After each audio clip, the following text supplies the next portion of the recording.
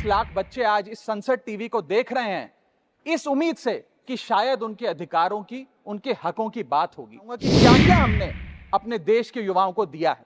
पहला, व्यापम स्कैम। दूसरा, UGC NET paper leak.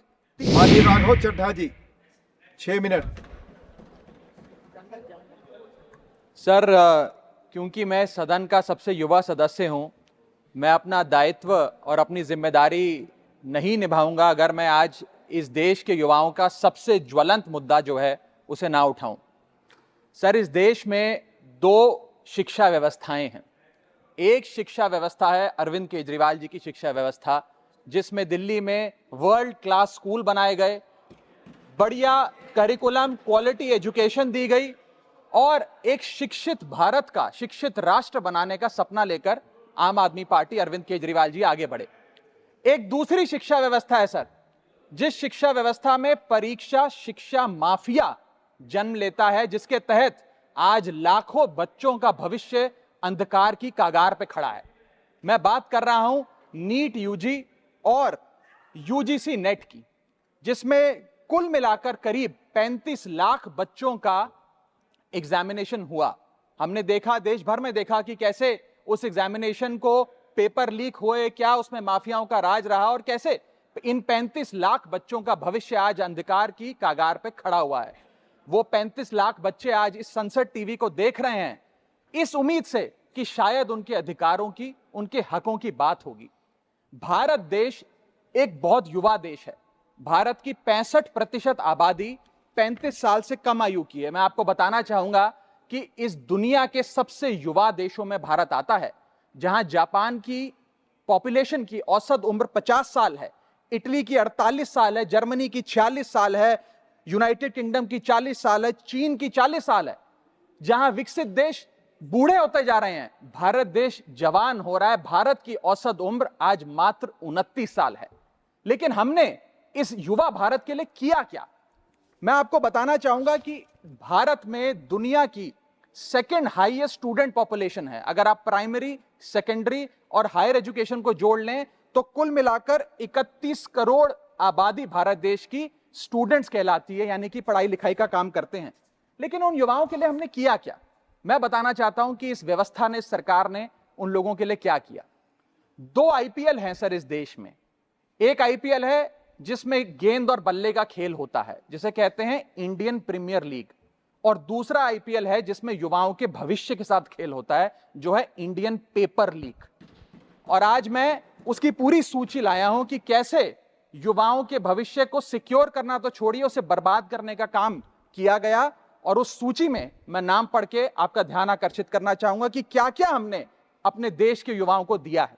पहला, व्यापम स्कैम। दूसरा, यूजीसी नेट पेपर लीक। तीसरा, Telangana secondary school certificate examination Hindi paper leak. Assam HSC LC general science paper leak. Uttar Pradesh Lekhpal recruitment exam paper leak. Rajasthan forest guard recruitment exam paper leak. Bihar public service commission exam paper leak. Gujarat head clerk exam paper leak. SSC CGL exam paper leak. UP TET exam paper leak. Rajasthan university paper leak. UP PSC paper leak. Maharashtra HSC exam chemistry paper leak. UP police constable qualifying exam paper leak. REET यानी कि Rajasthan eligibility examination for teachers paper leak. Haryana police constable exam paper leak. Himachal Pradesh police constable exam paper leak. Railway recruitment board group D exam paper leak. Orissa teacher eligibility test paper leak. Assam police recruitment exam paper leak. Bihar board का 10वीं कक्षा का भी examination paper leak. Telangana SSC exam paper leak. Karnataka SSC LC exam paper leak. Delhi university law entrance exam paper leak. Jamia Millia Islamia entrance exam paper leak. UP board exam mathematics और bio का paper leak. Rajasthan teacher recruitment exam paper leak. और इस साल का NEET का 2024 का paper leak. माननीय राघव चड्ढा जी, ये ऑथेंटिकेट करके आप यहाँ मैं दूंगा सर, सारे रिपोर्ट दूंगा। थैंक यू सर, आज हम अपने देश के युवाओं को एक अच्छी शिक्षा व्यवस्था नहीं दे पाए, नौकरियां नहीं दे पाए, बेरोजगारी चरम पर है, ऑर्गेनाइज सेक्टर की बेरोजगारी चरम पर है, और अनऑर्गेनाइज सेक्टर की तो आंकड़ों की क्या बात करी जाए। सर मैं इन स्टूडेंट्स की पीड़ा इसलिए भी समझता हूं क्योंकि मैं खुद स्टूडेंट रहा हूं। इस देश की सबसे one of the most competitive examination chartered accountancy को क्लियर कर कर यहां पहुंचा हूं सर। मुझे पता है कि क्या पीड़ा होती है जब सालों की आपकी मेहनत पर पानी फिर जाए, क्योंकि एक एग्जामिनेशन, एक पेपर लीक हो जाता है। तब सिर्फ दिल नहीं टूटता, विद्यार्थी, एक इंसान पूरा टूट जाता है, उसका मनोबल टूट जाता है।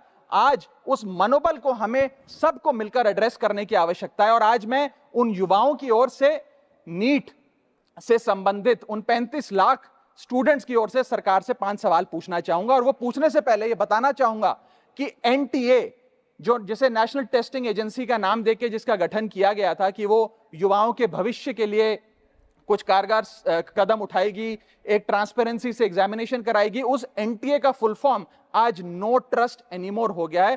कोई भी विद्यार्थी आज इस एनटीए पे विश्वास नहीं कर रहा। और मैं विद्यार्थियों की ओर से ये 5 सवाल सरकार से पूछना चाहूंगा, नीट से संबंधित सटीक सवाल। पहला सवाल, नीट का पेपर जिसमें मात्र 1-2, बहुत हुआ तो 3-4 स्टूडेंट्स की रैंक 1 आती है, जैसे कि 2023 में मात्र 2 लोगों की रैंक 1 आई, 22 में मात्र 4 लोगों की आई, 2021 में मात्र 3 लोगों की आई।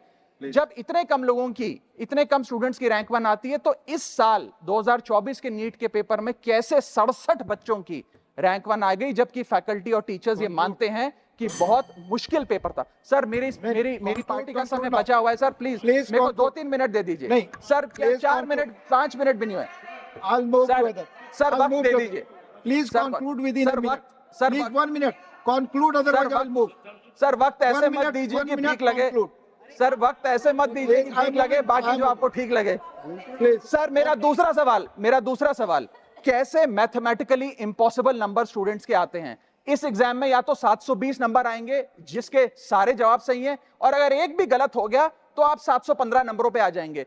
इस 715 और 720 के बीच में किसी के नंबर नहीं आ सकते, लेकिन इस बार ग्रेस मार्क्स देकर 717, 718, 719। और आखिरी सवाल, मेरा आखिरी सवाल, मैं समाप्त कर रहा हूं सर। इस बार जो इस नीट एग्जाम के नतीजे 14 जून को आने थे, उसको 10 दिन पहले कर दिया गया। हम देखते हैं कि नतीजों में देरी अक्सर होती है, लेकिन 10 दिन पहले चुनावों के शोर के नतीजों के शोर में 4 जून को नीट एग्जाम के नतीजे लाए गए। क्या मकसद था? माननीय सांसद, धन्यवाद सभापति महोदय। मान्यवर सांसद जी ने जो ग्रुप डी एग्जाम रेलवे के बारे में कहा है, वो फैक्चुअली इन्होंने इनकरेक्ट कहा है, सदन को मिसलीड कर रहे हैं। मैं फैक्चुअल पोजीशन आपको बना देता हूं।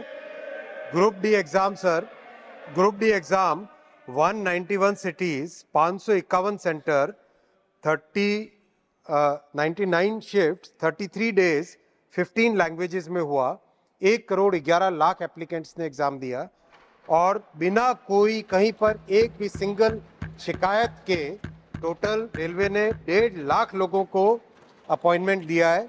और ये कृपया अपना विड्रॉ करें अथवा एक्सपंज किया जाए। चेयर हैज ऑलरेडी डायरेक्टेड कि ऑथेंटिकेट करके देंगे, प्लीज आप ऑथेंटिकेट करके देंगे।